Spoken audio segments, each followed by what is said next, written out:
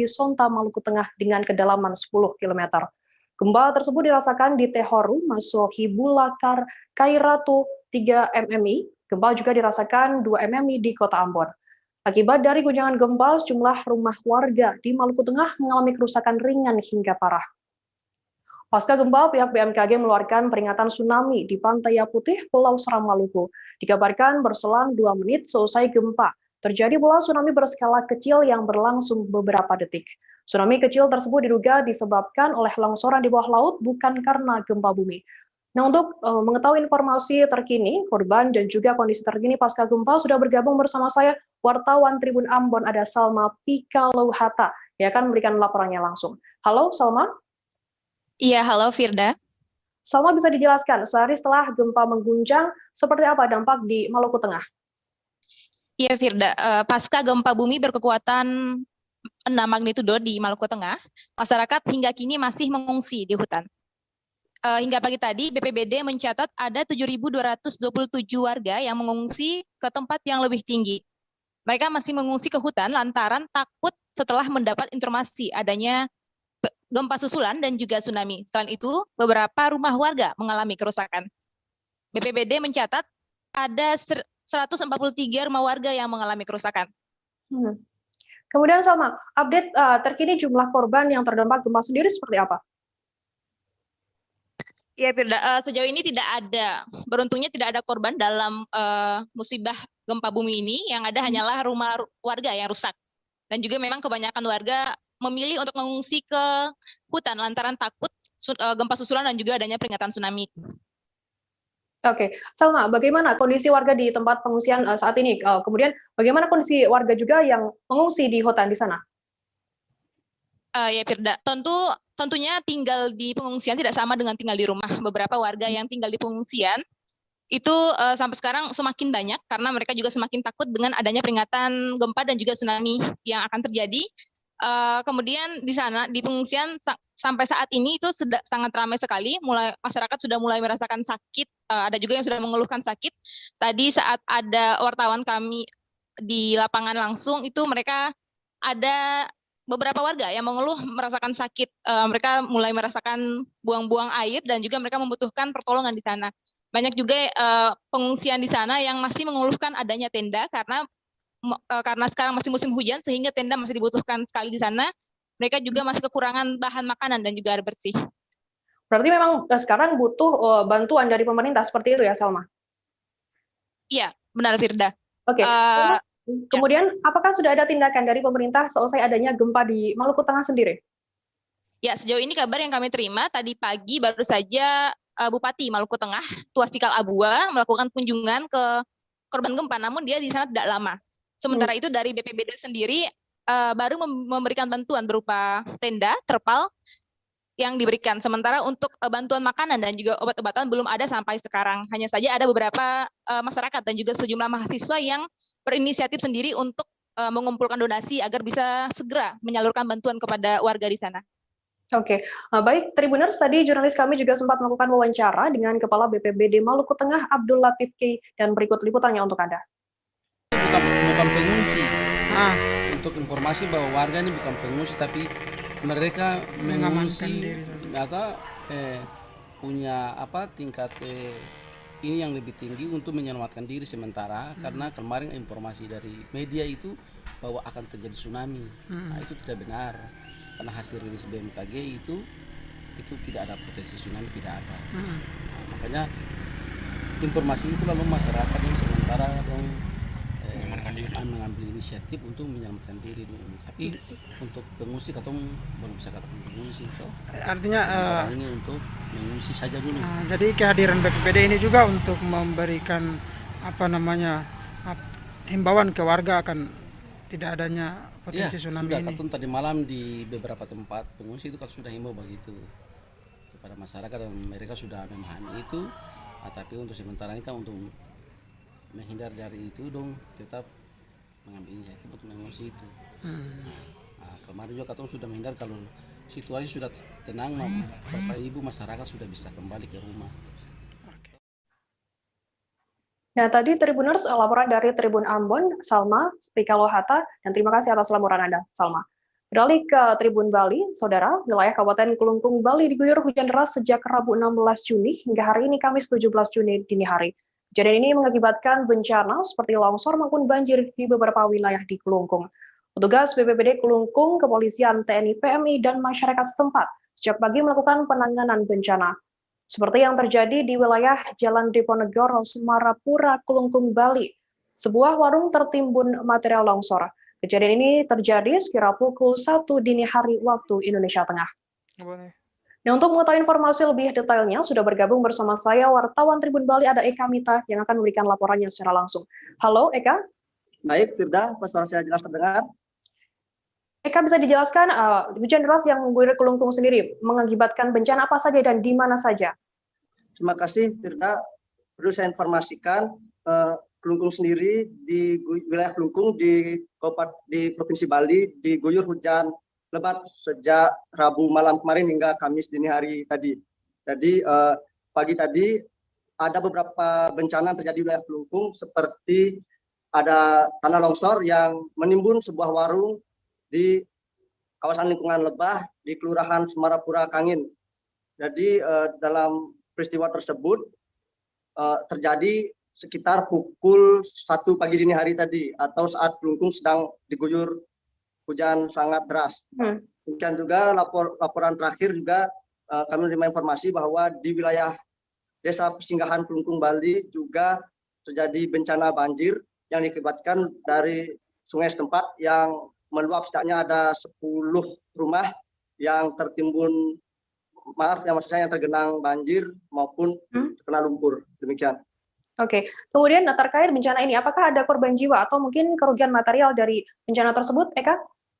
Beruntung dari hasil pengecekan dari BPBD pagi tadi, beruntung kejadian dua bencana ini tidak sampai menimbulkan korban jiwa, namun tentu kejadian ini menyebabkan kerugian material. Misalnya warung tadi banyak perabotan atau estalase dari barang elektronik pemilik warung yang mengalami kerusakan, dan juga rumah yang terendam banjir tentu banyak peralatan elektronik atau perabotan masyarakat setempat yang basah.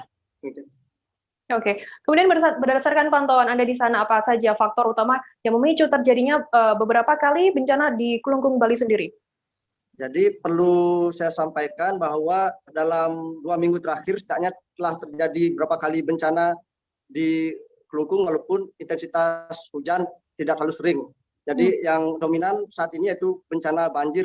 Dari hasil pengecekan BPBD juga bahwa dapat disampaikan bahwa banjir disebabkan oleh sungai yang mengalami pendangkalan akibat dari timbunan sampah. Demikian, jadi masyarakat BPBD sendiri menghimbau masyarakat untuk merubah kebiasaan mereka untuk membuang sampah di sungai yang dalam beberapa minggu terakhir memang sering menyebabkan bencana di Kelungkung. Demikian. Oke, baik, Tribuners, tadi jurnalis kami juga sempat melakukan wawancara dengan Kepala Pelaksana BPBD Kelungkung 1, Putu Widiada, dan berikut liputannya untuk Anda. Baik, tadi laporan di Pesinggahan air sungai meluap, menyebabkan banjir dan lumpur di jalan, mengganggu aktivitas masyarakat. Di Dawan Plot juga ada informasi lumpur juga naik. Di Gunaksa ada informasi warga masyarakat sampingnya hanyut, tapi belum saya cek, termasuk di Akah. Dan hari ini kita kerja di Kampung Lebah untuk membersihkan material, kita bersihkan rumah warga. Itu yang naik debit Sungai Undo ya, yang di Gunaksa dan di Akah? Yang di Akah kemungkinan air Sungai Undo yang naik. Kalau yang di Pesinggahan itu karena jembatan yang tertutup bambu dan kotoran-kotoran di masyarakat itu, sehingga air sungai di bawah jembatan itu untuk menyebabkan air tersumbat di sana sehingga meluap ke rumah warga. Ada berapa rumah Pak yang Lalu tadi di Pesinggahan kurang lebih ada 10 rumah warga. 10 rumah ya? Terkena dampak sampai banjir Pak? Ya. Jam berapa Pak kemarin Pak? Jam 12 katanya informasi air itu naik sampai 1 meter. Beralih ke berita selanjutnya, Saudara, masyarakat Lubuk Gaung, Kecamatan Sungai Sembilan, Kota Dumai dikagetkan dengan bunyi ledakan keras di PT Sari Dumai Oleo atau SDO. Tangki timbun CPO atau minyak kelapa sawit milik PT Sari Dumai Oleo juga terbakar selesai adanya ledakan pada Rabu 16 Juni malam kemarin. Tim pemadam kebakaran membutuhkan waktu 8 jam untuk memadamkan api yang membakar tangki timbun yang berisi fatty matter atau CPO yang sudah dimurnikan. Hingga berita ini diturunkan, pihak berwenang masih mengidentifikasi kemungkinan adanya korban jiwa dalam peristiwa tersebut. Penyebab dan kerugian akibat kebakaran ini juga masih diselidiki oleh Polres Dumai sendiri. Nah, untuk mengetahui informasi lebih terkini, sudah bergabung bersama saya wartawan Tribun Pekanbaru ada Doni Kusuma. Halo, Doni Kusuma. Ya, halo, ya, Firda. Doni, bisa dijelaskan seperti apa kronologi kebakaran yang terjadi di sana? Ya, terima kasih rekan Firda.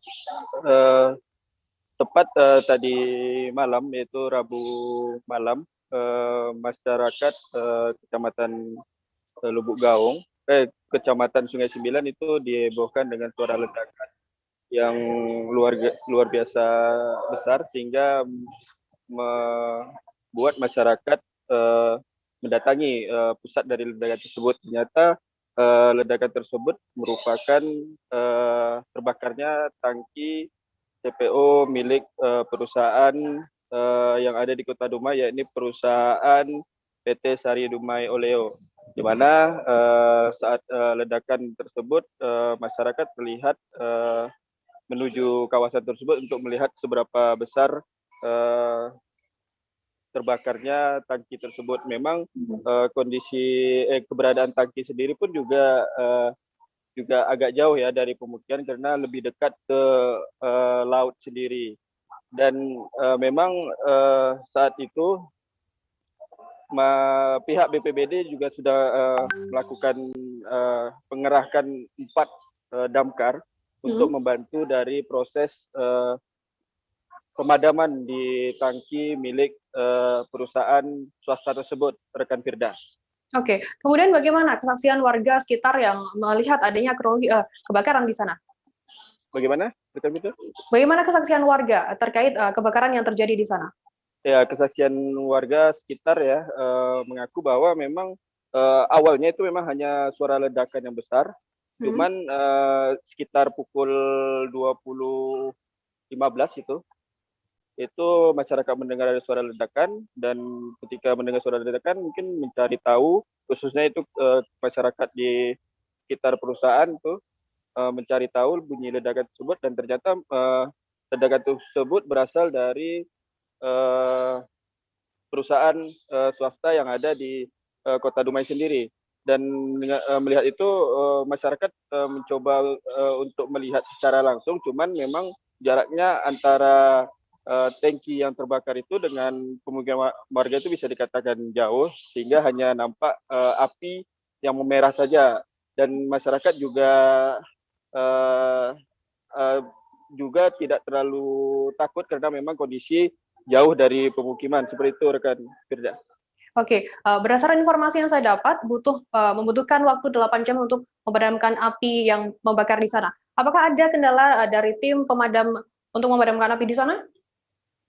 Ya, rekan Firda, memang betul ada sekitar 7-8 jam BPBD harus berjibaku untuk memadamkan api, yang karena memang kondisi di dalam tangki sendiri bukan berisi air, karena memang ada zat kimia yang hasil olahan dari CPO. Proses dari pemadaman, dan proses dari pemadaman sendiri sudah mengerahkan lebih dari 4 dari pemadam kebakaran Kota Dumai, itu BPBD, dan juga ada dibantu oleh mobil pemadam dari pihak Pertamina RU2 Dumai, dan juga pihak dari perusahaan di sekitar. Yang menyebabkan kesulitan itu memang kondisi untuk memadamkan yang di dalam tangki tersebut bukanlah air, melainkan ada cairan yang sangat sulit untuk dipadamkan. Seperti itu, rekan Firda. Oke, kemudian terkait dengan ledakan tadi dan juga kebakaran yang melanda di sana, adakah korban jiwa dalam peristiwa tersebut, Doni? Ya, berdasarkan tadi baru saja ada laporan dari pihak Polda Riau, di mana ada akibat dari kejadian tersebut ada 2 orang yang menjadi korban akibat peristiwa tersebut, yakni ada 2 orang karyawan di perusahaan tersebut yang mengalami luka bakar. 1 orang itu hampir 90%, yang menyebabkan nyawanya tidak tertolong, dan juga ada 1 orang lagi yaitu mengalami luka bakar 60%. sejauh ini baru seperti itu perkembangannya, rekan Firda. Oke, untuk penyebabnya sendiri apakah sudah diketahui, Doni? Sejauh ini belum ada keterangan resmi baik dari perusahaan maupun dari pihak Polres Kota Dumai juga dan juga pihak Polda Riau bahwa penyebab pasti kenapa tangki ini bisa terbakar belum sampai ada keterangan lebih lanjut dan saat ini masih dilakukan penyelidikan seperti itu rekan Firda. Oke, baik. Tribuners, tadi jurnalis kami juga sempat melakukan wawancara dengan Kepala Pelaksana BPBD Kota Dumai, Hafril Legan, dan berikut liputannya untuk Anda. Tadi malam terjadi 65 atau kebakaran, tepatnya kebakaran akibat meledaknya ya, satu tangki di PT SGO di Kelurahan Lubuk Gaung. Kita sampaikan memang pemadaman efektif kita mulai jam 9. Kemudian berakhir tepat jam 4 lewat sedikit ya, sekitar jam 4. Jadi hampir sekitar 7 jam kita di lapangan bersama tim terpadu yang terdiri dari 1 unit dari PT SM, 1 unit dari SDS, 1 unit dari Pertamina dan 4 unit dari BPBD UPT Damkar Kota Dumai. Kondisi di sana luar biasa ya, karena pertama secara kemampuan itu karena yang terbakar adalah kimia, biodiesel ya, itu memerlukan penanganan berbeda dengan kalau kebakaran bahan padat seperti kayu dan lainnya.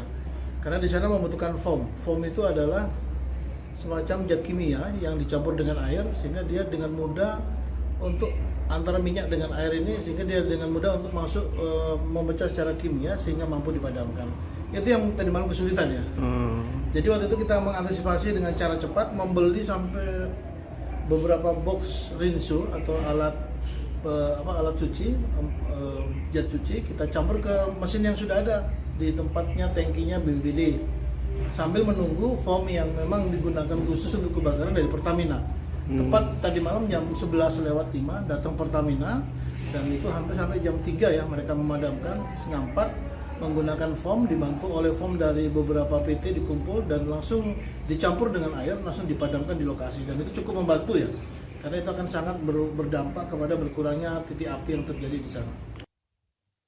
So, selanjutnya kami akan kembali dengan informasi menarik lainnya tetap di Live Update. Oke, apa kabar Bang Arif di sini untuk strateginya? Kalau saya sendiri di Jumip 37 ini yang semalam baru mulai, saya udah pasti. Sebenarnya aku nggak ngerasa itu penangkapan atau penggerbegan atau apapun itu. Karena gini loh, posisinya aku kriteria. Jadi kita mengenal disebut dengan stroke yang tidak berdarah dengan stroke yang berdarah. Stroke yang tidak berdarah itu biasanya ditandai dengan adanya penyumbatan. Kalau itu penyumbatan di sini mungkin pikirnya tidak ke situ kali ya, tapi kalau di Korea atau di Kamboja itu ada beberapa paper yang saya itu mas, ya dulunya tukang koran. Oh gitu ya, tukang koran. Ya, saya baca itu Pak. Tuh kan pernah baca kan? Ya. Jadi kalau saya jadi pangdam itu udah bersyukur banget. Si anak ini dijadikan sebagai tersangka begitu. Ya kalau ini kita bicara yang di luar kasus Sebongombo ya. Dengan nama hujan shower, di mana terdapat batas jelas antara daerah hujan dan tidak hujan yang biasanya terjadi pada fase awal mature stage atau tahap berbahaya itu Kang. Jadi mulai artinya terjadinya perlembekan. Nah itu untuk penetrasi akan sulit begitu ya. Dok saya ini menurut saya memang tidak mudah, bukan urusan tanah diambil. Kalau misalnya Amerika Serikat sekarang, Rasulullah mengatakan dalam sebuah hadis bahwa berpuasa di 6 hari Syawal itu. Oke, apa kabar Bang Arif di sini untuk strateginya? Kalau saya sendiri di Jumip 37 ini yang semalam baru mulai, saya udah pasti. Sebenarnya aku nggak ngerasa itu penangkapan atau penggerbegan atau apapun itu. Karena gini loh, posisinya kriteria. Jadi kita mengenal disebut dengan stroke yang tidak berdarah dengan stroke yang berdarah. Stroke yang tidak berdarah itu biasanya ditandai dengan adanya penyumbatan. Kalau itu penyumbatan di sini mungkin pikirnya tidak ke situ kali ya, tapi kalau di Korea atau di Kamboja itu ada beberapa paper yang saya itu mas, ya dulunya tukang koran. Oh gitu ya, tukang koran. Ya, saya baca itu Pak. Tuh kan pernah baca kan? Ya. Jadi kalau saya jadi pangdam itu udah bersyukur banget. Si anak ini dijadikan sebagai tersangka begitu. Ya kalau Ini kita bicara yang di luar kasus Sebongombo ya. Dengan nama hujan shower, di mana terdapat batas jelas antara daerah hujan dan tidak hujan yang biasanya terjadi pada fase awal mature stage atau tahap berbahaya dewasa. itu Kang. Jadi mulai artinya terjadinya perlembekan. Nah itu untuk penetrasi akan sulit. Gitu ya. Dok, saya ini menurut saya memang tidak mudah. Bukan urusan tanah diambil. Kalau misalnya Amerika Serikat sekarang, Rasulullah mengatakan dalam sebuah hadis bahwa berpuasa di 6 hari Syawal itu. Oke, apa kabar Bang Arif di sini untuk strateginya?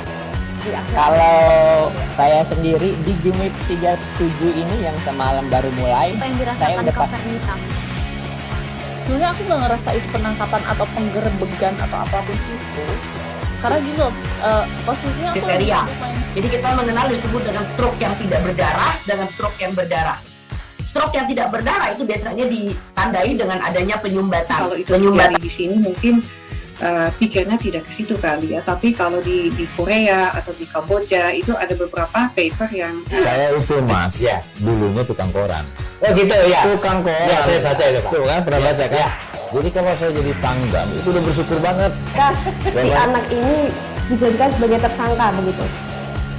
Ya, kalau ini kita bicara yang di luar kasus Sebongombo ya. Dengan nama hujan shower, di mana terdapat batas jelas antara daerah hujan dan tidak hujan yang biasanya terjadi pada fase awal mature stage atau tahap berbahaya dewasa. itu Kang. Jadi mulai artinya terjadinya perlembekan. Nah itu untuk penetrasi akan sulit. Gitu ya.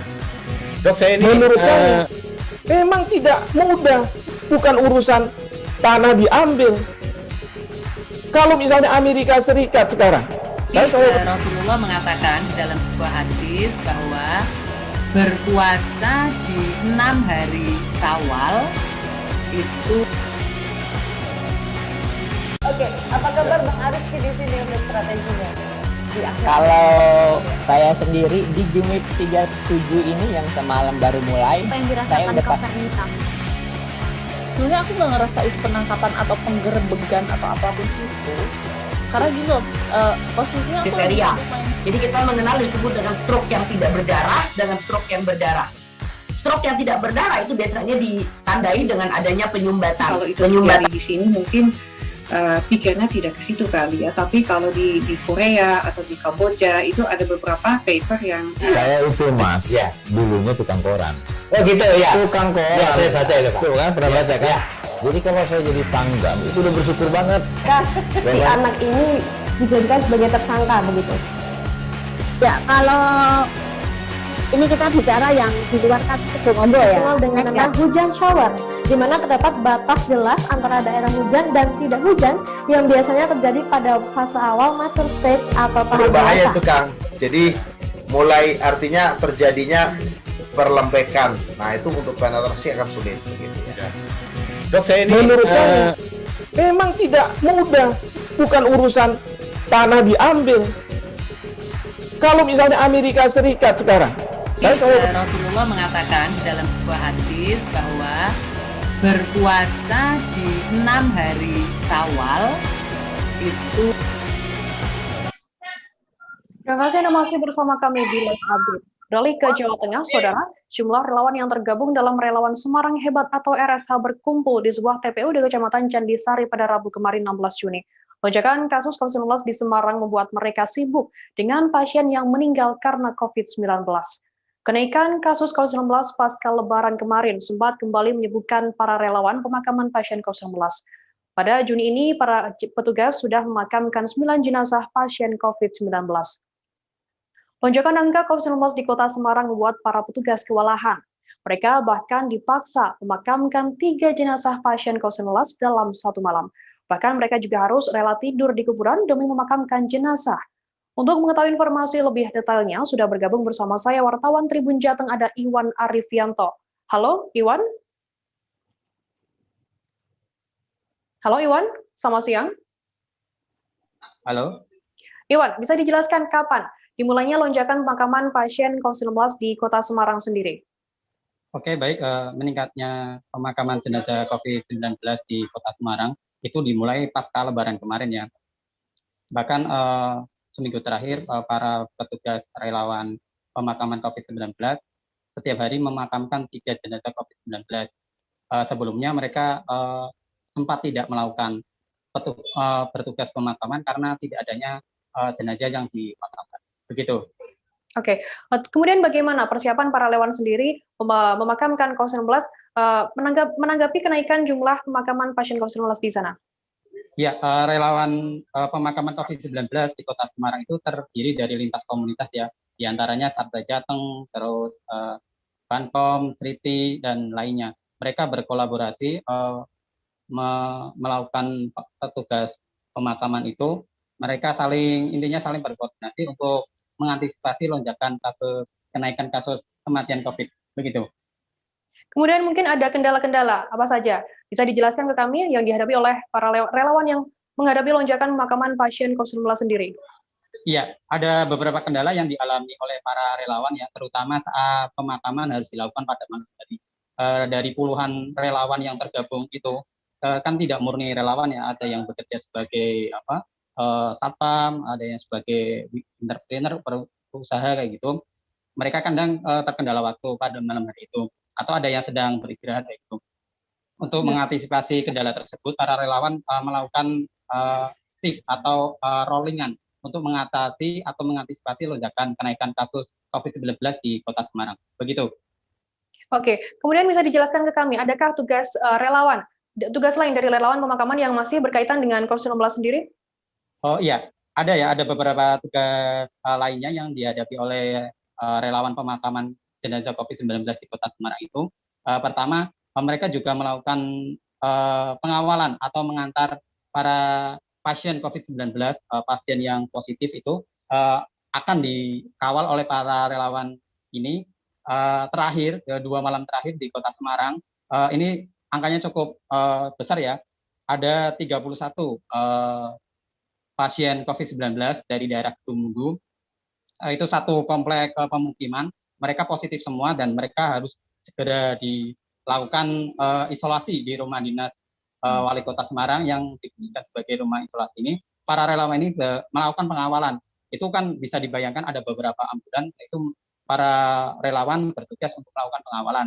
Yang tadi malam ada sejumlah 22 pasien COVID-19 dari daerah Rawasari, Kota Semarang. Itu juga satu area 22 orang positif, sehingga para relawan juga bertugas melakukan pengawalan itu. Atau relawan atau pasien yang positif itu akan dirujuk ke rumah sakit, relawan di situ juga bertugas untuk melakukan pengawalan. Selain itu juga ada penyemprotan disinfektan yang dilakukan oleh para relawan COVID ini menyasar ke daerah-daerah yang zona merah ya, atau sesuai dengan permintaan instansi-instansi atau lembaga-lembaga tertentu. Begitu. Oke, berarti relawan ini selain memakamkan jenazah COVID-19 juga melakukan pengawalan kepada pasien yang terkonfirmasi positif dan kemudian mengawal jenazah ke pemakaman seperti itu ya? Iwan, halo? Halo? Iya, baik Tribuners, tadi jurnalis kami juga sempat melakukan wawancara dengan relawan pemakaman COVID-19, ada Siswanto, dan berikut liputannya untuk Anda. Gimana Mas kondisi pemakaman pasca melonjaknya angka COVID-19 di Kota Semarang? Baik Mas, kenalkan saya dari Siswanto, relawan gabungan Semarang Hebat Mas. Semakin melonjaknya ini untuk pasien COVID, peningkatan itu sehabis Lebaran Mas. Angka setiap hari mampu mengubur berapa Mas biasanya Mas? Kalau kita dari relawan gabungan dimintai satu hari hampir 3 pemakaman Mas. Kadang lebih gitu Mas ya? Iya, lebih Mas. Untuk personel gimana Mas? Kalau personil kita dari relawan gabungan Mas, ada dari Pokdar, dari relawan Semarang Hebat, dari relawan Satda Jateng, terus dari relawan Bankom, terus dari Seriti juga ada Mas. Kita relawan gabungan berkolaborasi selalu membantu untuk pemakaman pasien COVID, karena COVID itu bukan musibah, tapi kita ikut membantu. Baik Mas, pesan untuk relawan, saya pribadi selalu jaga imun Mas, terutama selalu menggunakan masker, cuci tangan, dan selalu utamakan protokol kesehatan. Beralih ke Kalimantan Barat, Saudara, Satgas COVID-19 Provinsi Kalimantan Barat hari ini sudah mulai melaksanakan vaksinasi massal untuk masyarakat umum usia 40 tahun ke atas. Vaksinasi massal sudah berlangsung di Gor Sultan Syarif Abdullah atau RSA di Pontianak sejak pukul 8 pagi tadi. Vaksinasi dilakukan selama 3 hari, mulai hari ini 17 Juni sampai nanti 19 Juni 2021. Kegiatan akan berlangsung mulai dari pukul 8 pagi hingga pukul 4 sore waktu Indonesia Barat. Dalam pelaksanaan vaksinasi, petugas menyiapkan kursi berjarak 1 meter dan 2 meja pendaftaran di pintu masuk. Tanya petugas kesehatan Dinkes Provinsi saja. Dari perwakilan Kodam 12 TPR juga ikut dalam melakukan pelayanan vaksinasi, serta para Satpol PP juga ikut berjaga agar layanan tetap berjalan sesuai protokol kesehatan. Sampai saat ini, stok vaksin apabila dilihat dari data vaksin masih tersisa 4.700, maksud kami 4.745.000. Vaksin yang ada di gudang instalasi farmasi di Kabupaten Kota di Kalbar. Sementara menurut catatan dari aplikasi Bio Farma di Puskesmas, lebih banyak lagi, sekitar 10.151 vaksin. Ini berarti bisa untuk dilakukan vaksinasi sebanyak 100.510 orang. Nah, untuk mengetahui informasi lebih detailnya, sudah bergabung bersama kami, wartawan Tribun Pontianak, ada Anggita Putri. Halo, Anggita Putri. Halo. Oke, Anggita. Bisa dijelaskan bagaimana kondisi vaksinasi massal yang dilaksanakan di Gor Sultan Syarif Abdullah sendiri? Baik, terima kasih. Hari ini merupakan hari pertama untuk pelayanan vaksinasi massal yang dilakukan oleh Satgas Provinsi Kalimantan Barat. Jadi, pada hari ini pelayanan vaksinasi dilakukan oleh Dinas Kesehatan Provinsi bersama dengan Polda Kalimantan Barat dan Kodam 12 Tanjung Pura Kalimantan Barat, serta hadir pula dalam pelayanan vaksinasi tidak hanya dilakukan oleh tenaga kesehatan, melainkan dari Kodam 12 Tanjung Pura juga hadir, serta aparat-aparat dan juga Satpol PP yang bertugas dalam pelaksanaan agar tetap sesuai dengan protokol kesehatan. Tadi pagi pelaksanaan vaksinasi sudah dilaksanakan mulai pukul 8. Nah, pada hari ini sampai pukul 10 tadi telah terdata 200 masyarakat umum di usia 40 tahun ke atas yang telah hadir untuk melakukan pelayanan vaksinasi, serta total pendaftar yang melalui link pendaftaran online sudah terdata bahwa sekitar 525 orang yang akan melakukan vaksinasi hari ini. Oke, bisa dijelaskan kepada kami, pada pelaksanaan vaksinasi massal kali ini, apakah ada tindak lanjut di Kabupaten Kota Kalbar sendiri? Baik, vaksinasi massal ini baru dilakukan di tingkat provinsi oleh Satgas Provinsi Kalimantan Barat. Setelah ini, pelayanan vaksinasi massal akan berlanjut di beberapa titik tempat pelayanan-pelayanan lainnya seperti di mal dan ditindaklanjuti di kabupaten kota. Sedangkan untuk di kabupaten kota ini nantinya juga akan bekerja sama antara Dinas Kesehatan dan juga Polsek maupun Kodim serta Babinsa dan Babin Kamtipnas. Diharapkan juga untuk pelayanan vaksinasi di kabupaten kota itu mendekatkan sentra-sentra pelayanan vaksin terhadap dekat dengan permukiman masyarakat di desa-desa agar cakupan pelayanan vaksinasi mudah diakses oleh masyarakat setempat. Jadi tidak hanya ada di kota kabupatennya saja. Oke, kemudian bisa dijelaskan ke kami apa saja syarat dan ketentuan khusus jika masyarakat ingin melakukan vaksinasi massal di sana?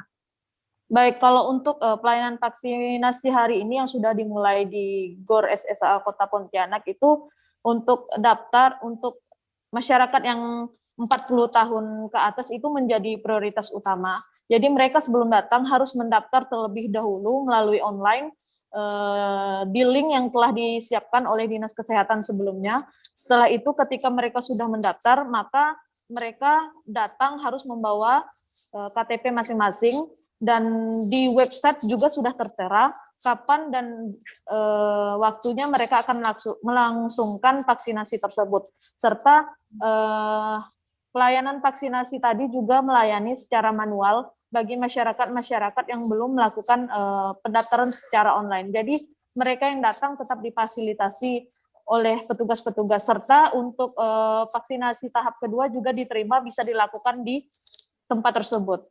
Oke, nah baik Tribuners, tadi jurnalis kami juga sempat melakukan wawancara dengan Kepala Dinas Kesehatan Provinsi Kalimantan Barat Harrison, dan berikut liputannya untuk Anda.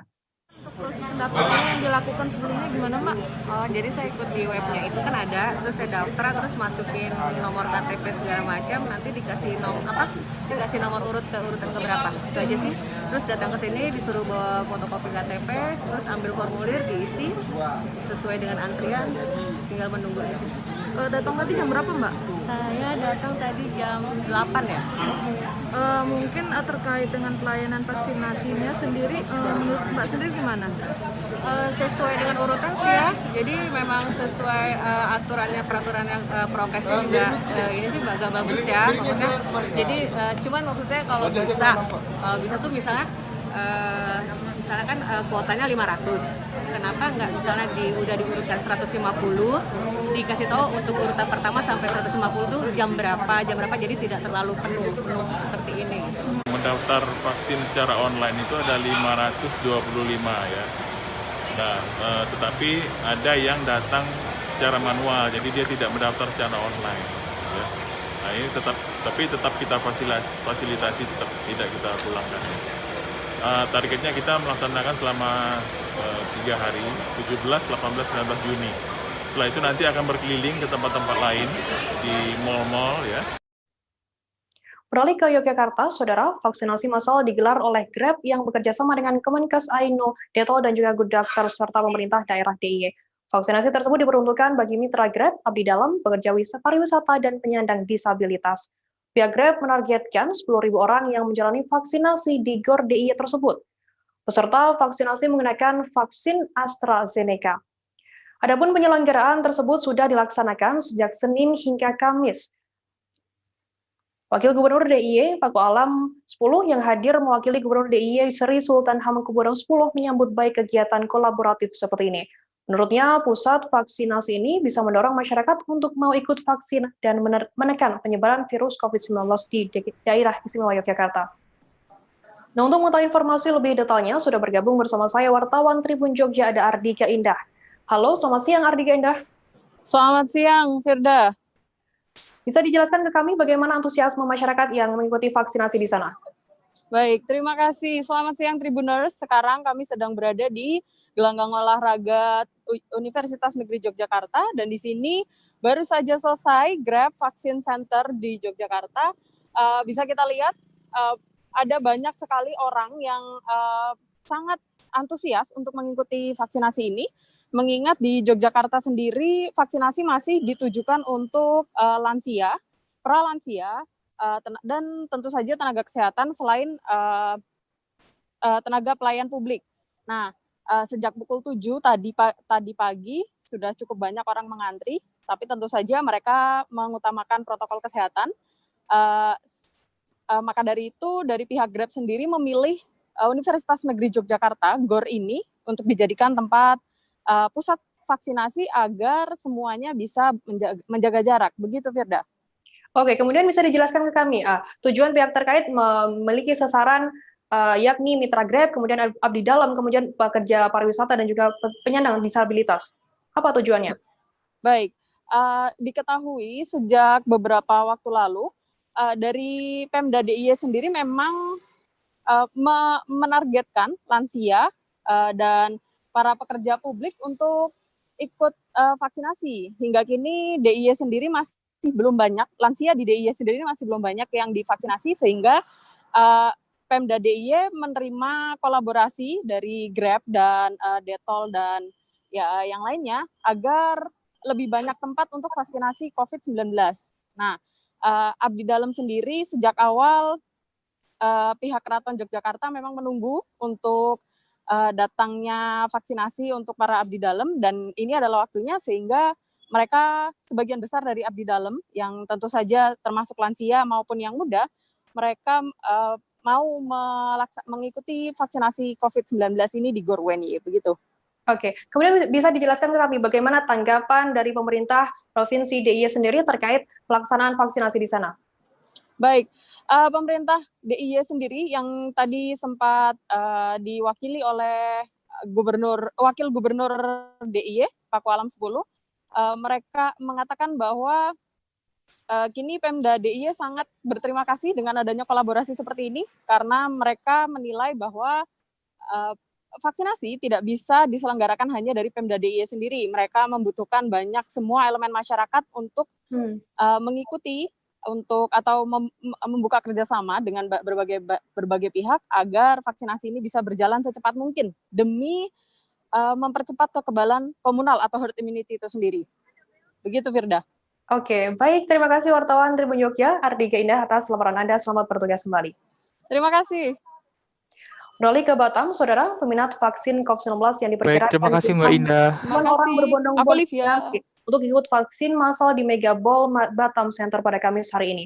Sejak pagi, ribuan warga telah mengantri di area luar mall selama beberapa jam. Dan tepat pukul 10 pagi tadi, pintu masuk mall di lobi C pun dibuka oleh petugas. Pengunjung langsung merangsek masuk. Nah, untuk mengetahui informasi lebih detailnya, sudah bergabung bersama saya wartawan Tribun Batam ada Argianto Nugroho. Halo Argianto, selamat siang. Siang, Firda. Argianto, bisa dijelaskan dari jam berapa mereka para vaksinasi ini ya yang ingin mengikuti vaksinasi ini mengantri di sana? Oke, terima kasih Firda. Sekitar 3 hari yang lalu beredar pesan singkat terkait lokasi vaksin di Mega Mall oleh panitia dari Polsek Batam Kota serta Puskesmas UPT Bala Permai. Berdasarkan informasi tersebut, ribuan warga berbondong-bondong datang ke Mega Mall untuk mengikuti vaksinasi COVID-19. Sekitar jam 6 pagi tadi, meskipun belum dimulai, sudah hadir ratusan warga yang berbondong-bondong untuk dapat vaksin di Mega Mall. Antusias masyarakat yang tinggi ini juga membuat kewalahan panitia yang berada di lokasi, hingga sebagian masyarakat yang tidak dapat vaksin pun akhirnya kecewa. Demikian sudah. Oke, mungkin bisa dijelaskan bagaimana proses vaksinasi di sana? Oke, mulai jam 9 pagi panitia baru mulai membuka pintu, diantaranya adalah melalui beberapa pintu masuk di Mega Mall.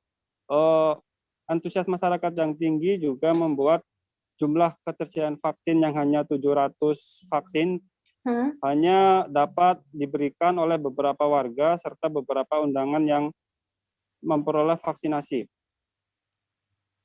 Ya, sudah.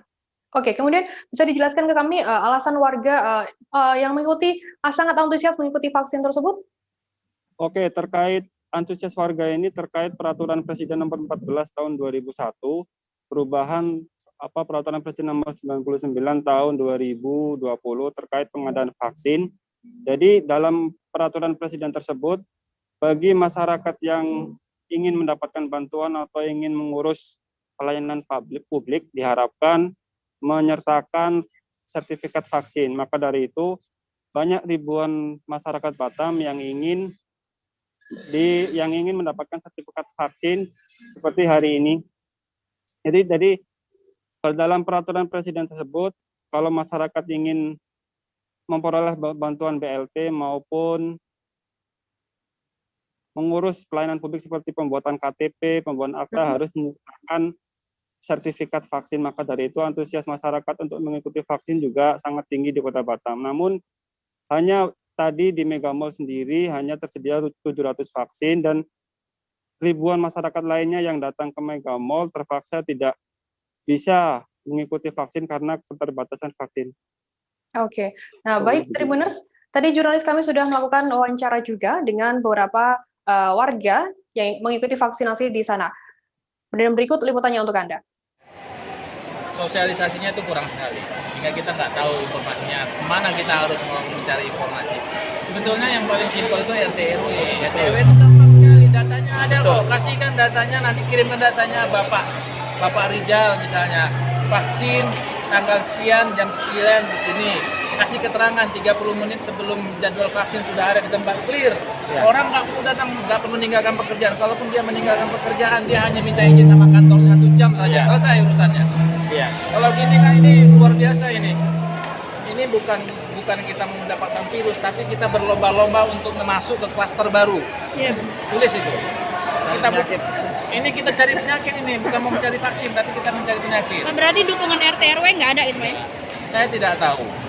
Apakah dilibatkan, apakah tidak didukung, apa tidak didukung, saya nggak tahu. Yang jelas kita nggak dapat info. Bapak sendiri tinggal di mana, Pak? Saya di Badan Hender. Berarti Bu tadi. Beralih ke Medan, Saudara, Sekolah Menengah Pertama Negeri 7 Medan menggelar uji coba atau simulasi belajar tatap muka pada hari ini, Kamis 17 Juni pagi. Simulasi belajar tatap muka ini hanya sekali dilakukan per hari ini. Dalam simulasi pembelajaran tersebut, siswa yang hadir dibagi menjadi 4 kelas. Tiap kelasnya diisi masing-masing 8 siswa dari total 32 orang. Di dalam satu ruang kelas, jumlah siswa tidak boleh lebih dari 25% dari jumlah kapasitas kelas. Pihak SMPN 7 memastikan seluruh siswa dan siswi memahami tata cara pelaksanaan tatap muka. Pihaknya merekam seluruh pelaksanaan uji coba tersebut yang nanti akan dikirimkan ke masing-masing grup kelas. Simulasi tersebut juga hanya dilaksanakan 2 jam per hari dalam 1 minggu. Nantinya pihak orang tua juga diminta terlibat dalam proses pembelajaran secara tatap muka ini. Saat ini sekolah masih menunggu keputusan pemerintah soal kepastian bisa belajar tatap muka secara langsung. Nah, untuk mengetahui informasi lebih jelasnya, sudah bergabung bersama saya wartawan Tribun Medan, Freddy Santoso. Halo, Freddy. Ya, halo Firda dan juga pemirsa. Pada hari Kamis, ya halo. Freddy, bisa dijelaskan bagaimana situasi simulasi belajar tatap muka di SMPN 7 Medan sendiri? Ya, halo Firda dan juga pemirsa. Hari ini Kamis tadi pagi sekolah SMP Negeri 7 Medan itu melakukan simulasi pembelajaran tatap muka yang dilakukan sejak pukul 7 pagi tadi. Jadi tadi sebanyak 32 siswa mengikuti simulasi ini. Jadi itu dalam proses simulasi belajar tatap muka itu siswa itu dibagi dalam satu kelas itu hanya berisi 8 orang. Nah, dalam proses belajar mengajar tadi itu para guru juga membagi belajar secara langsung dan secara daring, di mana bagi siswa yang tidak kebagian atau tidak ikut simulasi itu belajar melalui Zoom. Oke. Baik, Firda. Oke, bisa dijelaskan ke kami bagaimana tanggapan orang tua apabila anaknya belajar secara tatap muka di sekolahnya? Iya, baik Firda dan juga pemirsa. Tadi saya juga sempat berbincang-bincang dengan orang tua siswa, di mana orang tua siswa itu justru mendukung dengan adanya sekolah tatap muka yang dilakukan, yang rencananya akan dilakukan oleh SMP Negeri 7 pada bulan Juli mendatang, karena orang tua siswa itu lebih melihat bahwa anaknya itu lebih membutuhkan belajar tatap muka daripada secara daring, karena menurut orang tua tadi yang saya wawancarai, ketika belajar daring itu para anak dari orang tua ini tidak begitu efektif karena lebih banyak bermain daripada untuk mengerjakan tugas dan belajar dan sebagainya gitu, Firda. Jadi lebih banyak bermain ketika itu proses belajar dilakukan secara daring, Firda. Oke, berarti memang orang tua dari orang tua sendiri ingin anaknya belajar secara tatap muka seperti itu ya? Iya benar, Firda. Jadi menurut orang tua belajar secara tatap muka itu lebih efektif timbang secara daring, Firda. Oke, kemudian bagaimana proses belajar mengajar yang dilakukan guru setelah sekian lama tidak belajar tatap muka? Iya, Firda dan juga pemirsa, tadi saya juga berbincang-bincang dengan guru yang ada di SMP Negeri 7 Medan, di mana tadi salah seorang guru bernama Teresia Purba mengatakan bahwa karena sudah lama tidak belajar secara langsung, ia agak gugup karena memang belajarnya itu dia harus membagi waktu antara secara daring dan juga secara langsung, Firda. Jadi di satu waktu dia harus memberikan materi secara langsung, dan di satu sisi ia harus memberikan materi secara Zoom dan harus menjawab pertanyaan-pertanyaan para siswa yang ada di laptop tersebut. Jadi dia sesekali berjalan menghampiri para siswa yang belajar langsung, dan sesekali ia harus melihat laptop untuk melihat ada tidak siswanya yang bertanya atau menjawab dari pertanyaan itu, Firda. Oke, baik Tribuners, tadi jurnalis kami juga sempat melakukan wawancara dengan Irmawati, Kepala Sekolah SMP Negeri 7 Medan, dan berikut liputannya untuk Anda. Hari ini kita mengadakan simulasi pembelajaran tatap muka untuk di bulan Juli. Tujuannya pertama, kita memberikan edukasi kepada anak-anak bahwa nanti andai kata pembelajaran tatap muka benar-benar berlangsung, mereka sudah tahu melaksanakan protokol kesehatan. Tidak semua siswa kita libatkan dalam simulasi ini. Kita hanya menggunakan satu kelas. Jadi kelas itu dibagi 4. Karena anjuran dari Presiden, pembelajaran tatap muka bisa dilaksanakan 25% dari jumlah siswa. Makanya ini hari kita cobakan satu kelas, jadi satu kelas itu kita bagi 4 sehingga 25% anak, jadi setiap kelas 8 orang, setiap minggu nanti 2 kali, kemudian setiap hari 2 jam. So, selanjutnya kami akan kembali dengan informasi menarik lainnya, tetap di live update. Oke, apa kabar Bang Aris di sini untuk strateginya? Kalau saya sendiri di Jumip 37 ini yang semalam baru mulai, saya udah pasti.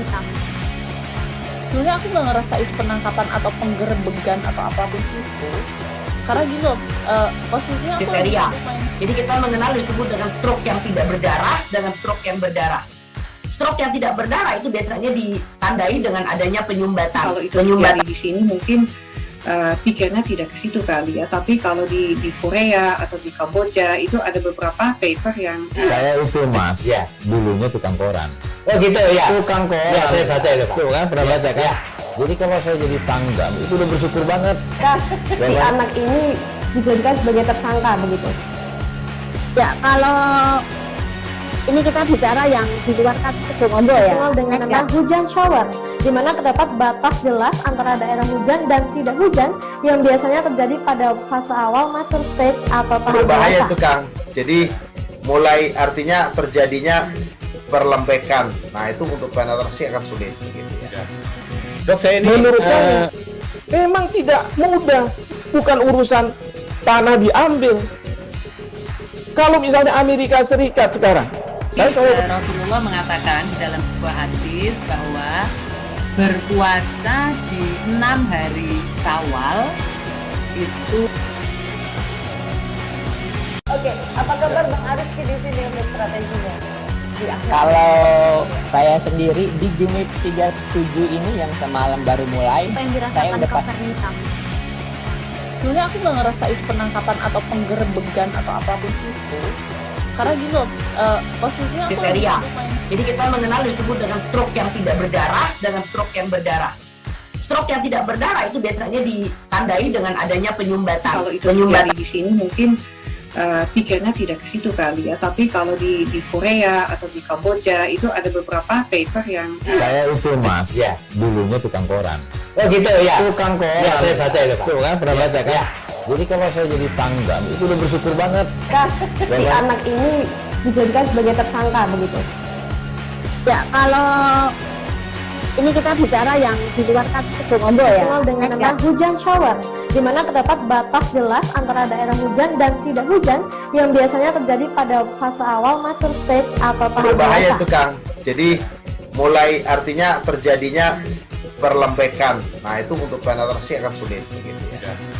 Dok saya ini menurut saya memang tidak mudah, bukan urusan tanah diambil. Kalau misalnya Amerika Serikat sekarang, Rasulullah mengatakan dalam sebuah hadis bahwa berpuasa di 6 hari Syawal itu. Oke, apa kabar Bang Aris di sini untuk strateginya? Kalau saya sendiri di Jumip 37 ini yang semalam baru mulai, saya udah pasti. Sebenarnya aku nggak ngerasa itu penangkapan atau penggerebegan atau apapun itu. Karena gini loh, posisinya aku kriteria. Jadi kita mengenal disebut dengan stroke yang tidak berdarah dengan stroke yang berdarah. Stroke yang tidak berdarah itu biasanya ditandai dengan adanya penyumbatan. Kalau itu penyumbatan di sini mungkin pikirnya tidak ke situ kali ya, tapi kalau di Korea atau di Kamboja itu ada beberapa paper yang saya itu mas, ya dulunya tukang koran. Oh gitu ya. Tukang koran. Ya, saya baca itu Pak. Tuh kan pernah baca kan? Ya. Jadi kalau saya jadi tanggam itu udah bersyukur banget. Si anak ini dijadikan sebagai tersangka begitu. Ya kalau ini kita bicara yang di luar kasus Sebongombo ya. Dengan nama hujan shower, di mana terdapat batas jelas. Terima kasih Anda masih bersama kami di Live Update. Beralih ke berita selanjutnya, Saudara, seorang anak buah kapal ABK Tugboat milik PT Adindo dinyatakan hilang di pinggiran Sungai Muara Sebuku, Nunukan, Kalimantan Utara. ABK tersebut bernama Jimmy, 29 tahun yang menjadi mualim 1 di kapal tersebut. ABK itu terakhir kali dilihat rekannya sekira pukul 7:30 waktu Indonesia Tengah. Rekan korban kala itu hendak mengajak Jimmy untuk makan siang, namun rekan korban tak menemukan korban di darat. Kabar hilangnya Jimmy baru dilaporkan kepada Basarnas Tarakan pada pukul 19.35 WITA. Diduga kuat korban jatuh ke sungai. Nah, untuk mengetahui informasi lebih detailnya, sudah bergabung bersama saya wartawan Tribun Kaltara, Febrianus Felis. Halo, Febrianus. Oh, Mbak Firda. Febrianus, bisa dijelaskan ke kami bagaimana kronologi hilangnya ABK tersebut? Baik. Seorang anak buah kapal tugboat PT Adindo dilaporkan hilang pada Rabu kemarin sekitar pukul 12 waktu Indonesia Tengah. Hilangnya korban tersebut baru diterima laporan masuk di kantor Basarnas Tarakan pada pukul 19.35 malam tadi. Di kabar hilangnya Jimmy tersebut diduga terpeleset ke sungai. Sebelumnya Jimmy sempat mengikuti briefing bersama rekan ABK lainnya di atas tugboat dan sempat Jimmy meminta izin untuk pergi ke darat, tepatnya di base camp. Namun hingga makan siang belum juga muncul Jimmy. Lalu Jimmy sempat dicari oleh rekannya, namun tidak didapat. Pada saat dicari-cari, hanya sandal dan juga headset milik korban Jimmy ditemukan tepat di atas kayu dekat sungai. Mulai malam tadi sudah dilakukan pencarian, namun hingga saat siang tadi belum ditemukan oleh Basarnas Tarakan. Namun tim SAR gabungan akan melanjutkan hingga sore nanti. Bila mana belum ditemukan akan dilanjutkan esok pagi. Oke, kemudian kapal pembawa tongkang tersebut berlayar dari mana dan hendak kemana? Saya dijelaskan ke kami. Untuk tugboat tersebut mengangkut kayu perusahaan kertas di Sebuku. Jadi Jimmy merupakan anak buah kapal yang bekerja di tugboat milik PT Adindo. Oke, kemudian bisa dijelaskan ke kami bagaimana update terkini pencarian korban? Untuk update terakhir dari Kasih Operasi Basarnas Tarakan, Daryana mengatakan bahwa pencarian Jimmy hingga siang tadi belum ditemukan, namun pencarian akan dilanjutkan sore nanti. Namun apabila belum ditemukan juga, pencarian hari ketiga akan dilanjutkan esok pagi dengan SOP 7 hari pencarian terhitung mulai kemarin. Firda. Oke, nah baik, Tribuners, tadi jurnalis kami juga sempat melakukan wawancara dengan Kasih Operasi Basarnas Tarakan Dede Haryana, dan berikut liputannya untuk Anda. Di hari kedua, Pos SAR Nunukan melaksanakan pencarian atas nama Jimmy, di mana beliau bekerja di PT Adindo Rakut. Pos SAR Nunukan menerima informasi langsung dari General Manager PT Adindo bahwa korban tidak ditemukan di daerah kerjanya. Korban diduga terpeleset di daerah kerjanya. Bukti yang ditemukan di laporan tertinggalnya sandal korban. Pada saat ini tim SAR gabungan masih melaksanakan pencarian di sekitar tersebut dengan area pencarian seperti Kalmel dengan diadakannya juga sistem obat buatan. Hingga siang hari ini korban belum ditemukan, hingga sore belum ditemukan, akan dilanjutkan besok hari di hari ketiga dengan SOP standar kita 7 hari dalam melaksanakan pencarian. Beralih ke berita selanjutnya, Saudara, terungkap 2 tersangka baru dalam kasus korupsi dana pembangunan Masjid Raya Sriwijaya Rabu 16 Juni. Kedua tersangka yakni mantan Sekda Pemprov Sumsel, Mukti Sulaiman 64 tahun, dan mantan PLT Karo Kesra Pemprov Sumsel Yadi Ahmad Nasuhi 51 tahun. Keduanya ditetapkan menjadi tersangka saat masih aktif menjabat di pemerintah Provinsi Sumsel. Kejaksaan Tinggi Sumatera Selatan resmi menetapkan keduanya sebagai tersangka. Kedua tersangka akan ditempatkan di Rutan Pakju Palembang, Sumatera Selatan. Sebelum menetapkan 2 tersangka baru, Kejaksaan Tinggi Sumsel telah menetapkan 4 tersangka lainnya. Sehingga saat ini total tersangka dalam kasus korupsi dana pembangunan Masjid Raya Sriwijaya berjumlah 6 orang. Nah, untuk mengetahui informasi lebih terkini terkait kasus tersebut, sudah bergabung bersama saya wartawan Sripuaku Hairul Nisyah. Halo, Hairul Nisyah. Oke, baik Firda. Bisa dijelaskan kami atas perihal apa kedua mantan pejabat pemerintah Pemprov tersebut ditahan? Oke, sementara ini dikatakan oleh Kasipenkum Kejati Sumsel, Haidirman, usai penahanan kedua tahanan yang dilakukan kemarin, keduanya diduga terlibat dalam aliran dana pembangunan Masjid Sriwijaya. Hal tersebut tidak lepas dari jabatan keduanya saat masih aktif saat menjabat di pemerintahan Provinsi Sumatera Selatan. Begitu, Firda. Oke, dan sudah berapa lama kasus ini mulai diungkap oleh Kejati Sumsel sendiri? Untuk kasus ini sendiri mulai diangkat kembali ke publish oleh Kejati Sumsel sejak bulan Februari 2021 lalu. Setelah melakukan pemeriksaan pada sejumlah saksi, Kejati Sumsel akhirnya menetapkan 6 nama tersangka dalam kasus ini. Yang mana yang sebelumnya Kejati juga sudah menetapkan 4 tersangka lebih dahulu, disusul dengan 2 nama yang disebutkan tadi, Mukti Sulaiman dan Ahmad Najib, yang baru saja ditahan dan ditetapkan sebagai tersangka kemarin. Oke, mungkin bisa dijelaskan ke kami siapa saja 4 tersangka tersebut dan untuk berkas 4 tersangka itu sudah sampai tahap mana sekarang? Oke, untuk 4 tersangka yang sebelumnya itu Edi Hermanto, Syarifuddin, Dwi Kridiana, dan Yudi Arminto. Untuk pemberkasannya sendiri saat ini sudah masuk ke tahap 1, yang mana dalam artinya berkas telah dilimpahkan oleh penyidik Kejati Sumsel ke pihak penuntut umum. Begitu, Firda. Oke, nah baik Tribuners, tadi jurnalis kami juga sempat melakukan wawancara dengan Kasih-Penkum Kejaksaan Tinggi Sumsel Haidirman. Dan berikut liputannya untuk Anda. Jadi kami jelaskan bahwa penyidik Pitsus Kejaksaan Tinggi Sumatera Selatan kembali melakukan penahanan terhadap 2 tersangka dalam kasus pembangunan Masjid Sriwijaya Palembang.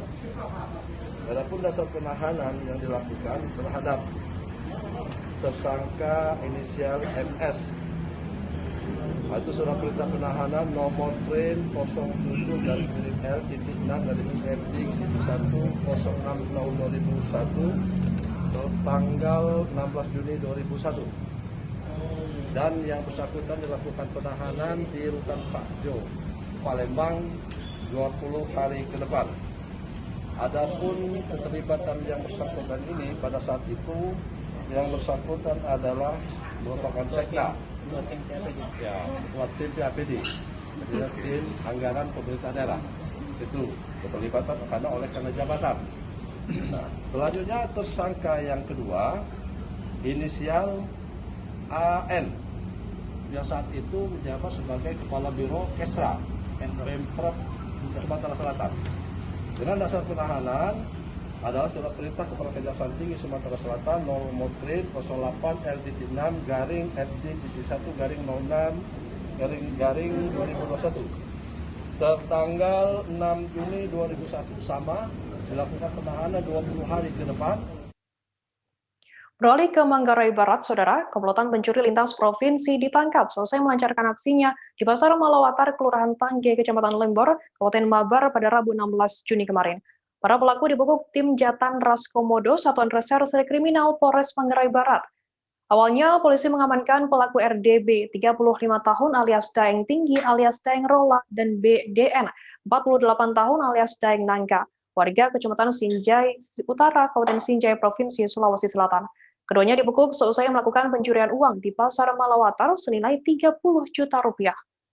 Pihak kepolisian juga mengamankan barang bukti 1 unit sepeda motor roda 2 yang digunakan para pelaku menjalankan aksi kejahatan mereka.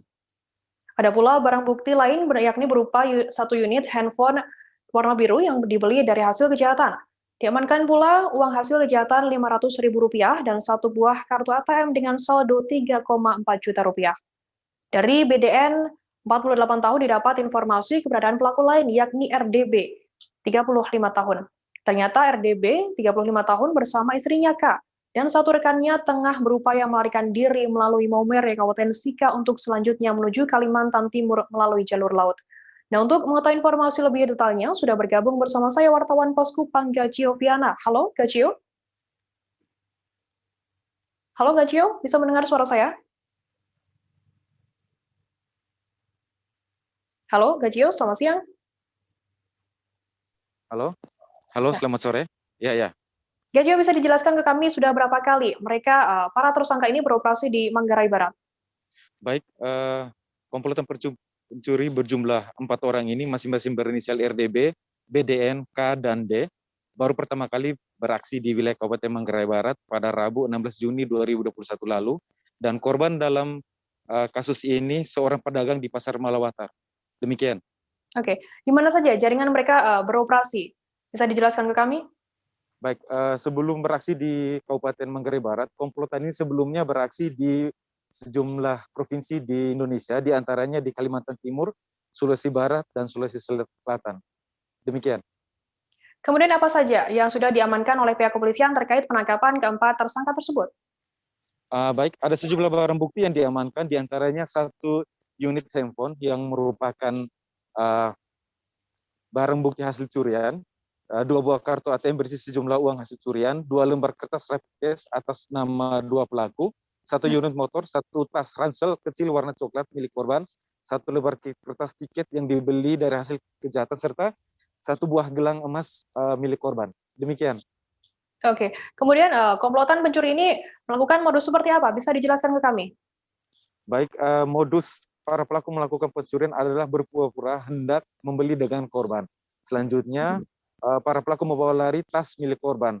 Berdasarkan keterangan para pelaku kepada pihak kepolisian yang disampaikan Kapolres Manggarai Barat, AKBP Bambang Hari Wibowo, para pelaku awalnya mengaku berwisata ke Labuan Bajo.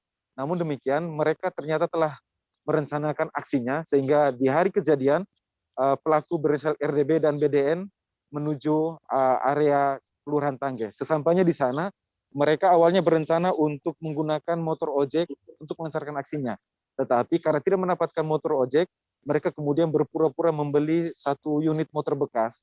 Nah, di dalam proses transaksi ini, tersangka RDB berpura-pura untuk menggunakan motor ini hendak mengetes dan memanfaatkan kesempatan itu pergi ke Pasar Lembor. Selanjutnya bertemu dengan pelaku, meminta bertemu dengan korban, minta maaf sebelumnya, bertemu dengan korban dan meminta untuk dibeli dagangannya. Nah, dengan kesempatan yang ada itu, ternyata pelaku memanfaatkan dengan mencuri tas milik korban. Demikian. Oke, kemudian terkait penangkapan tersebut, pelaku sekarang dikenai pasal berapa dan berapa besar tuntutan hukuman yang dijatuhkan kepada pelaku? Atas perbuatannya, para pelaku disangkakan pasal 362 KUHP, junto pasal 56 ayat 1 KUHP dengan ancaman hukuman 5 tahun penjara. Demikian. Oke, nah baik. Terima kasih wartawan Pos Kupang Gacio Viana atas laporan Anda. Selamat bertugas kembali. Beralih ke berita selanjutnya, Saudara, fenomena kucing berwajah 2 membuat warga di Kecamatan Sungai Liat, Kabupaten Bangka heboh. Kucing tersebut berbulu putih dengan sedikit corak berwarna coklat. Tampak sekilas, kucing tersebut memiliki 2 mata dan 2 mulut. Namun dikabarkan kucing tersebut tak mau menyusu ke induknya lantaran bentuk mulutnya yang tidak lazim. Kucing tersebut diberi nama Juni oleh sang pemilik, yakni Nenek Surati, 71 tahun, warga asal Seri Pemadang. Nah, untuk mengetahui informasi lebih detailnya, sudah bergabung bersama saya wartawan Bangka Pos Vigesta Rapid yang akan memberikan laporannya. Halo Vigesta Rapid. Halo Vigesta. Ya. Vigesta, bisa dijelaskan ke kami kapan lahirnya kucing berwajah 2 ini? Baiklah Firda, jadi fenomena tak lazim yaitu lahirnya kucing berwajah 2 ini lahir sekitar pada hari Selasa tanggal 15 Juni 2021 yang lalu. Tepatnya di rumah Nenek Surati di Seri Pemandang, Kabupaten Bangka. Ya. Kemudian bagaimana reaksi sang pemilik sendiri mengetahui induk kucing melahirkan anak kucing yang berwajah 2 seperti itu? Nah, baiklah, jadi yang pertama kali mengetahui itu sang cucunya, kemudian sang cucunya hanya bilang sepertinya wajahnya ada kelainan, lalu saat diperiksa oleh Nenek Surati sendiri dia tak kaget, ternyata saat melihat wajah anak kucing tersebut memiliki 2 wajah. Gitu. Namun bentuknya, tubuhnya hanya 1 dan juga anggota tubuh yang lainnya lengkap, hanya saja wajahnya yang berjumlah 2 dengan mata 2 dan juga hidung 2. Oke. Kemudian bisa dijelaskan, dideskripsikan kepada kami bagaimana wujud dan kondisi anak kucing berwajah 2 tersebut? Jadi wujud kucing berwajah 2 tersebut, dia memiliki corak warna putih dengan sedikit corak abu-abu, kemudian matanya ada 2, wajahnya 2, dan di tengahnya itu seperti ada lendir atau bisa dibilang mungkin bentuk mata yang belum jadi. Nah, kemudian ada 2 hidung juga, hanya 1 hidung yang kemungkinan berfungsi, atau 1 mulut untuk anak kucing tersebut menyusui. Cuman anak kucing tersebut sulit untuk menyusui karena bentuk wajahnya yang miring, jadi sehingga mengganggu dia untuk membuka mulutnya. Oh, oke. Kemudian apakah ada langkah selanjutnya dari pemilik terkait anak kucing yang berwajah 2 tersebut?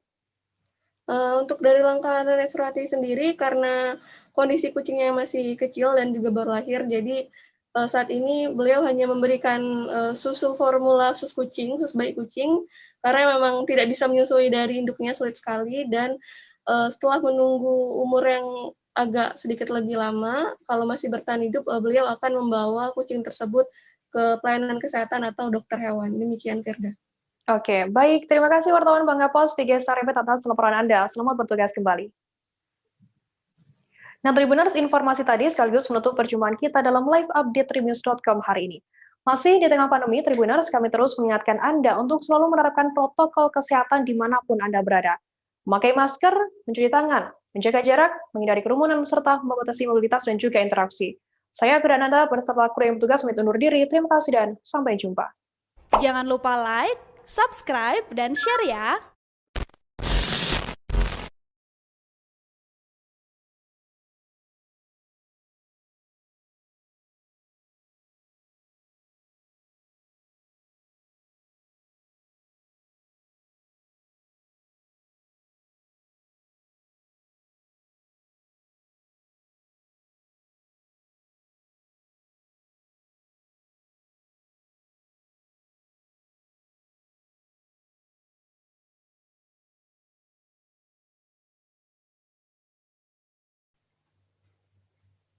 Selamat siang Tribuners, Anda menyaksikan live update tribunnews.com. Kami akan menyajikan informasi terkini dari berbagai daerah yang akan dilaporkan secara langsung oleh reporter lapangan kami. Bersama saya Firdananda, inilah live update selengkapnya. Berita pertama dari Solo, Jawa Tengah, Saudara. Muncul klaster COVID-19 Kudus di Boyolali, Jawa Tengah pada Senin 14 Juni. 2 warga Dukuh, Tegalrejo, Bendungan Simo, Boyolali terpapar COVID-19 saat mengerjakan proyek pembangunan teras di Kudus. Virus tersebut mulai menyebar saat N, 44 tahun, mengajak S, 53 tahun ke rumah saudaranya di Kudus. Keduanya mengalami gejala sesak napas dan batuk seusai kerja bakti bersama warga. Satgas COVID-19 kemudian melakukan tracing seusai keduanya dinyatakan positif COVID. Sebanyak 94 orang yang dijadwalkan melakukan swab antigen, namun hanya 58 orang yang datang untuk cek. Dari 58 orang tersebut, ada 15 orang diantaranya terkonfirmasi positif COVID-19. Nah, untuk mengetahui informasi lebih detailnya, saat ini saya sudah bergabung bersama wartawan Tribun Solo, ada M. Irfan Al-Amin, yang akan memberikan laporan secara langsung. Halo, Irfan. Halo, Firda. Irfan, bisa dijelaskan bagaimana kondisi dari Dukuh, Tegalrejo, Desa Bendungan, Kecamatan Simo setelah lockdown hari ini? Oke, baik Firda. Dikabarkan bahwa pada hari Senin kemarin ada dilakukan swab massal yang dilakukan di Dukuh, Tegalsari, Desa Bendungan, Kecamatan Simo, Boyolali. Hal itu dikarenakan karena ada 2 warga yang baru saja datang dari Kudus dan ternyata keduanya dinyatakan positif COVID-19. Lalu setelah itu pihak Dinas Kesehatan Kabupaten Boyolali melakukan tracing kepada warga Dukuh, Tegalsari, Desa Bendungan, Kecamatan Simo, sehingga ditetapkan ada 15 orang yang positif COVID-19. Adapun warga Dukuh, Tegalsari yang berada di dalam desa tersebut, Dukuh tersebut sebanyak 94 orang. Namun sayang pada hari Senin kemarin, ia baru mengikuti kegiatan swab massal hanya 54 orang. Dari pihak Kecamatan Simo, dari Bapak Waluyo, Kecamatan Simo, menyatakan apabila selain 58 orang tersebut belum mengikuti swab, untuk mengikuti swab kultural yang akan dilaksanakan pada hari ini. Demikian juga. Oke, kemudian bagaimana kronologi penularan COVID-19 di Simo, Boyolali sendiri, Irfan? Oke, kronologi sendiri berawal dari yang diceritakan Firda tadi, ada 2 warga yang melakukan proyek pembangunan teras di Kabupaten Kudus pada beberapa minggu lalu. Nah, setelah hari tersebut mereka kembali dan ternyata dinyatakan COVID-19. Dan pada mulanya COVID-19 itu menular pada istri S yang sebelumnya sempat mengalami sakit batuk dan panas tinggi, dan ketika di swab antigen dikatakan positif. Akhirnya dari situ di tracing dan akhirnya satu dukuh tersebut dilakukan tracing massal. Demikian Firda. Oke, kemudian Irfan, bagaimana respon pemerintah dalam menghadapi COVID-19 di wilayah Simo sendiri? Oke, dari respon pemerintah sendiri, pertama melaksanakan lockdown tersebut dalam satu dukuh, dan kebetulan Dukuh Tegalsari ini berada di dalam pelosok Kabupaten Boyolali, sehingga kanan kirinya hanya terdapat sawah dan pepohonan saja, tidak ada akses selain satu jalan, sehingga untuk lockdown sendiri tidak begitu disulitkan. Lalu yang kedua, kesulitan kedua adalah dalam pelaksanaan swab massal. Karena swab massal ini sendiri pemerintah sudah melakukan jemput bola, namun yang mengikuti hanya baru sebagian dari seluruh warga yang menjadi Gubul Tegalsari. Demikian Firda. Baik, terima kasih wartawan Tribun Solo, Emil laporan Anda, selamat bertugas kembali. Good grammar and spelling are important, but if you want to write essays that inspire, messages that forge brighter connections, and emails that get the job done, you need to think about more than just grammar and spelling.